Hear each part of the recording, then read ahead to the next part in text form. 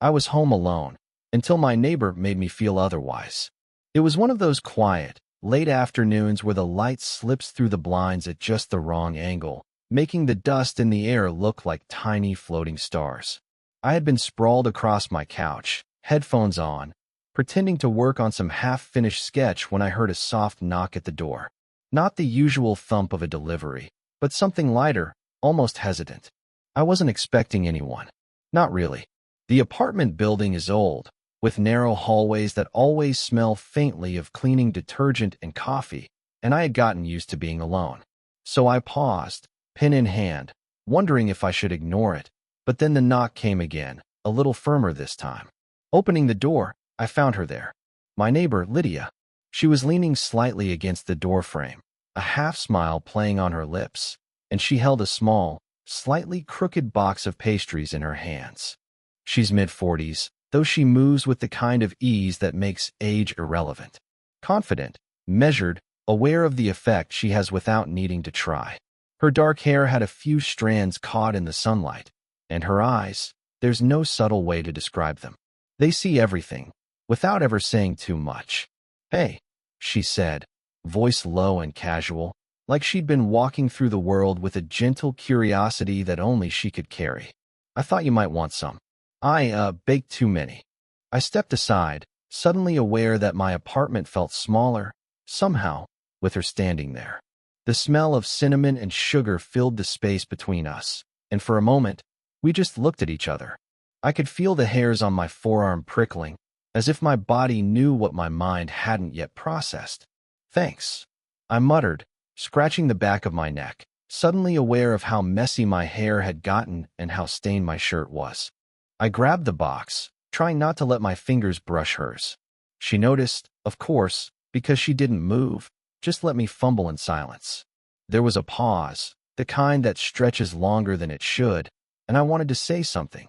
Anything, but my words got stuck somewhere between curiosity and embarrassment. Instead, I watched her tilt her head slightly, just enough to catch the light on her cheekbones, and I felt something shift in the room.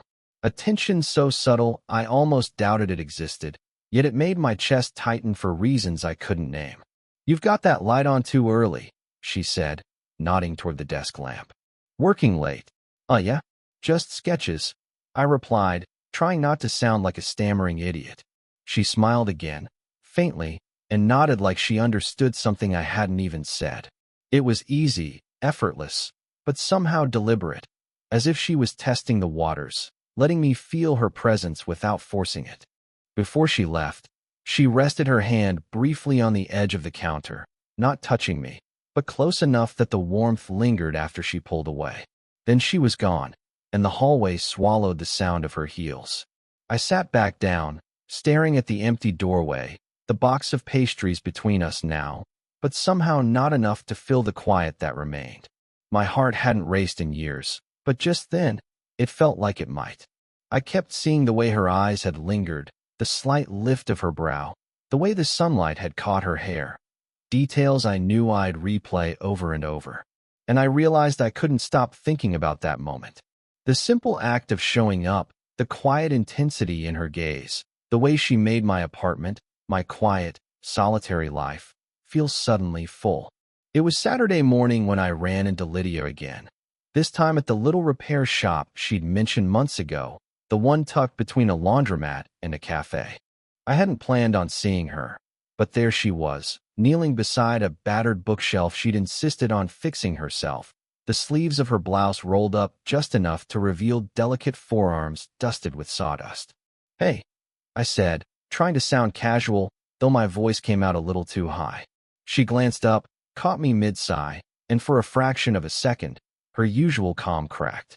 A flicker of surprise, or maybe hesitation, passed across her face.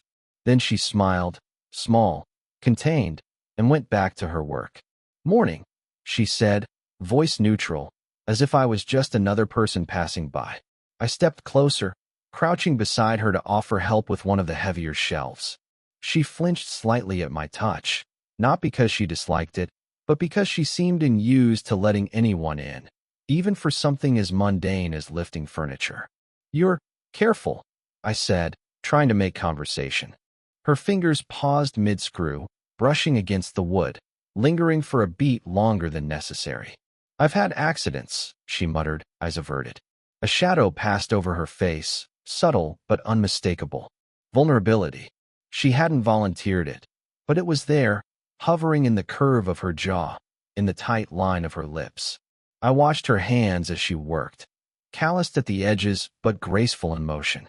Every time she laughed at some small joke I made, it was quiet, almost self-conscious, like she wasn't sure if she deserved it. Her hair, usually perfectly in place, had fallen into her face in a loose strand, and she brushed it back without noticing my eyes had caught it. We worked in silence for a while. The air smelled faintly of sawdust and coffee from the cafe next door. I noticed the faint tension in her shoulders, the subtle way she exhaled when she thought no one was watching. She was tired, more than I could have guessed from a casual greeting. And yet, she kept going, precise, controlled, like she was holding herself together by sheer will. At one point, the shelf wobbled unexpectedly. My hand shot out instinctively to steady it. Our fingers brushed. She froze, her eyes meeting mine, wide for a heartbeat before she looked away. Not embarrassment. Exactly. Something sharper, something that hummed underneath the surface. I could feel it too, a quiet pulse of energy between us that made the ordinary act of holding a shelf feel charged, almost forbidden. "Thanks," she said softly, almost too quietly to hear, but I did. And in that word, I sensed something more than gratitude. A recognition. A connection she wasn't ready to name. I smiled faintly, letting my hand linger near hers. Not touching, not overstepping, but close enough that the air between us seemed to hum. She gave a small nod, exhaled, and for the rest of the morning, we worked side by side. Every brush of dust, every clink of metal, felt heavier with unspoken words. And when she finally stood to stretch, looking exhausted yet composed, our eyes met for just a second too long, and I realized I would carry that moment with me far longer than I should. That evening, the sky had darkened earlier than usual. Rain tapped insistently against the windows of the small cafe where we'd both taken refuge, a thin, golden light casting long shadows across the wooden tables. I hadn't expected to see her again, but there she was, seated in the corner, a half-empty mug of tea in front of her, eyes fixed on some document she'd clearly been poring over for hours. "Mind if I join you?"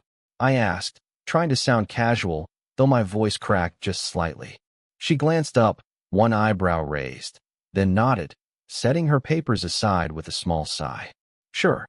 If you can handle the mess," she said, gesturing at a stack of notebooks and receipts. Her tone was easy, but there was a guarded edge, something I couldn't quite reach yet. We talked about mundane things at first, the weather, the cafes in the neighborhood, the slow hum of rain outside, but beneath the surface, I could feel the tension.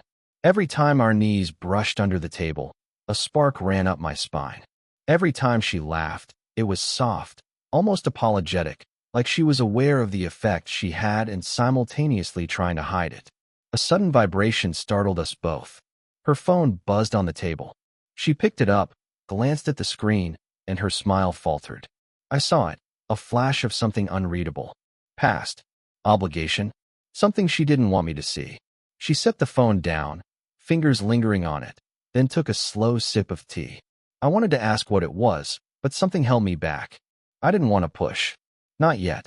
So I stayed silent, watching the way she moved, the subtle tremor in her hand as she replaced her cup, the way her eyes darted to the window when the thunder rumbled overhead. Vulnerable, but still in control. Our conversation drifted toward more personal topics, lightly, almost accidentally. I mentioned a recent move, a mistake at work, a moment of embarrassment, and she chuckled, softly, with that quiet warmth that made me want to lean closer, to hear more than just her words. And then it happened. A pause, the kind that stretches long enough for the world to feel small. She looked at me, not with judgment, not with friendliness, but like she was weighing whether to cross some invisible line. Her hand moved slightly, brushing mine as she reached for a napkin. It was brief, accidental maybe, but it left a heat where she touched me, a spark neither of us acknowledged out loud. The cafe door swung open, letting in a gust of wet air and a man calling her name. She flinched, startled, and turned. Whatever intimacy had been building dissolved in an instant, replaced by the routine reality of obligations, of other lives pressing in. I leaned back slightly, my heart hammering, hands folded tightly in my lap. My mind raced, knowing I should let it go, let the moment pass, but I couldn't. That brief touch, that charged glance, lingered in my chest, heavy and sweet. She didn't notice, or pretended not to. She smiled politely at the man, standing, and suddenly she was moving away, across the cafe, leaving me suspended in a silence that hummed with all the words we hadn't said. I wanted to reach for her. Just once. But I didn't. I found her on the rooftop that evening. The city sprawled beneath us in muted golds and grays, streetlights flickering through the drizzle. She was perched on the ledge, knees drawn to her chest, coat damp, hair plastered against her neck.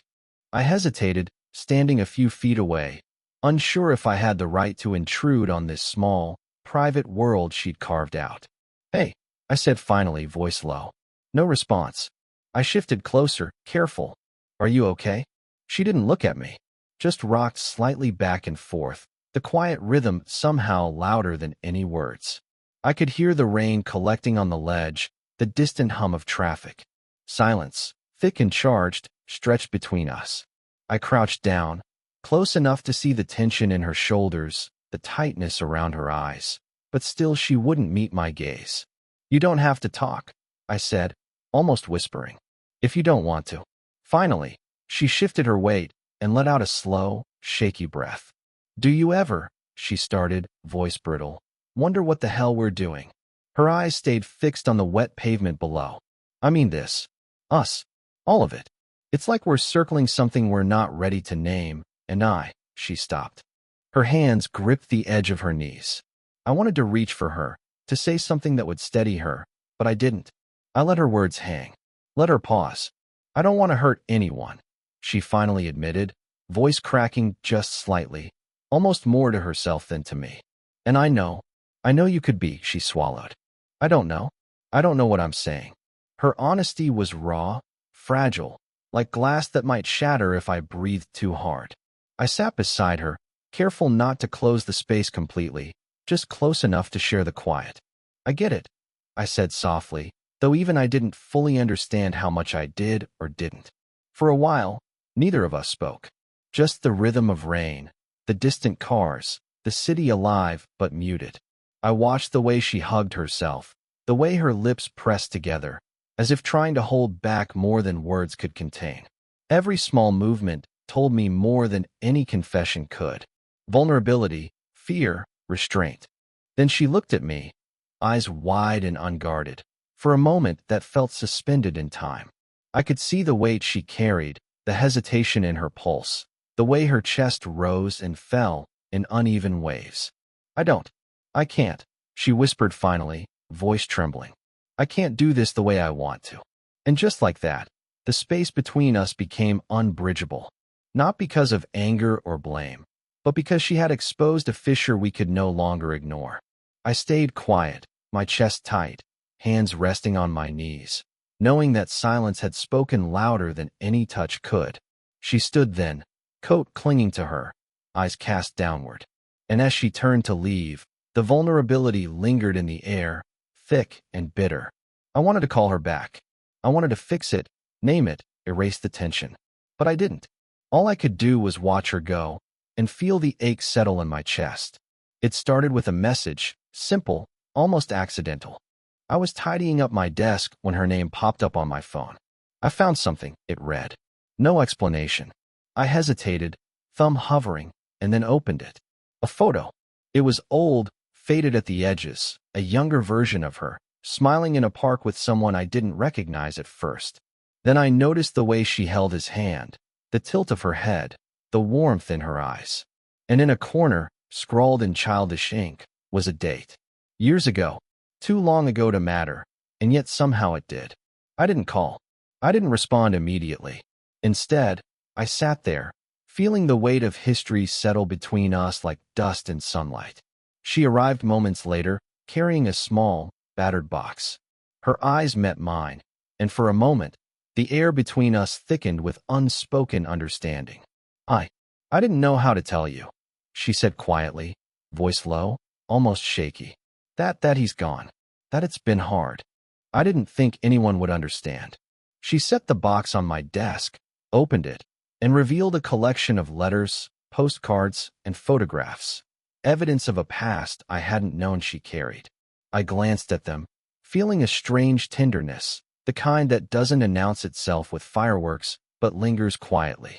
She watched me, and I saw her shoulders slump just slightly, the tiniest surrender. Vulnerability, careful and rare. I thought I had moved on, she admitted, eyes downcast, fingers tracing the edge of a photo. But some things, some people, you never really forget. I wanted to say something comforting, maybe foolish, but the right words wouldn't come. Instead, I nudged a letter gently toward her, letting her read it again, letting her own memories speak. And in that silence, I realized how much she had carried alone, how tightly she'd held on to a heartbreak I couldn't begin to repair. You know, I finally said, voice low, careful, sometimes you remind me of someone I lost too. The words were soft, hesitant, but honest. She looked up, startled, then a faint tremor passed through her lips, and she bit it back. We stayed like that for a long time, neither moving, letting the quiet stretch, let the weight settle. There was a tremor of something fragile in the space between us, not guilt, not longing, but recognition. Recognition of loss, of loneliness, of moments that shape a person without asking permission. Finally, she closed the box with a soft sigh, a gesture more intimate than words. Her eyes lingered on mine, searching, hesitant, and I felt it. The gentle pull of something unspoken, something seismic in its quietness. I didn't expect to feel this, she whispered. Not a declaration, not a confession, just a tremor, a hint that everything we thought we knew about ourselves might be shifting, softly, irreversibly. And in that whispered moment, I understood how deeply she could touch me without ever intending to. The rain had slowed to a drizzle when I found her on the park bench, tucked beneath the skeletal branches of the trees, the city lights flickering through the mist. I didn't knock, didn't announce myself. I just sat down beside her, careful not to close the space too quickly, letting the quiet settle over us first. She glanced at me, eyes soft but guarded. I thought you'd be busy, she murmured. Not today, I said, shrugging, though the truth was I hadn't wanted to be anywhere else. For a long while, we didn't speak. The only sounds were the distant hum of cars, the occasional drip of water from leaves, and the subtle brush of our shoulders when she shifted. I noticed the way her hands rested on her lap, fingers intertwined, thumb brushing against the edge of her sleeve absent-mindedly. Little movements, meaningless in isolation, but somehow full of weight here, in this suspended space. Finally, she spoke, quietly, almost as if testing her own words. I don't know how this happened, how we ended up here. Her voice wavered slightly, caught between amusement, fear, and recognition. I let the words linger. Then I said, softly, I don't either. But it doesn't feel like a mistake. Her eyes flicked to mine, searching, and she gave the faintest of nods. Not a promise, not a confession, just acknowledgement. We didn't need words to mark the shift. The quiet had already done that for us. I leaned just slightly closer, close enough that the warmth of her shoulder brushed mine. She didn't move away. And in that small, insignificant touch, the weight of everything, every stolen glance, every shared silence, every trembling hesitation, collapsed into something simple, real, and unavoidable. We sat like that for a long time, breathing in rhythm with the rain, the world around us dim and distant. I noticed her hair clinging softly to her neck, a strand brushing my sleeve. She caught it and tucked it back with a shy smile, eyes lowering again. The small gesture, quiet as it was, anchored me. I think, she began, then stopped. The sentence didn't need finishing. I understood. I nodded slightly, letting her words exist in the space between us, unspoken but understood. No declarations, no promises, just the gentle certainty that we had found a place, together, where the quiet spoke louder than any confession could. Her hand brushed mine, not a deliberate reach, just the accidental press of skin on skin, and we stayed like that, letting the contact linger, subtle but electric. The world could wait. Everything else could wait. For the first time in weeks, maybe months, I didn't feel the tension, the hesitation, the unspoken rules pressing down. Only the quiet, shared understanding that what we had wasn't forced, wasn't rushed, and wasn't avoidable. When she finally stood, stretching, I stayed seated a moment longer, savoring the aftertaste of presence, the lingering warmth of her hand against mine. She looked back, half-smile, eyes bright with something unnameable, and I knew I would carry that quiet certainty with me for a long time. I rose slowly, too, matching her pace, and together we walked into the misty streets, side by side, the city humming softly around us, knowing without words that this, whatever this was ours. Weeks later, I still find myself thinking about that bench, that rain, the quiet that made everything we'd been circling suddenly tangible.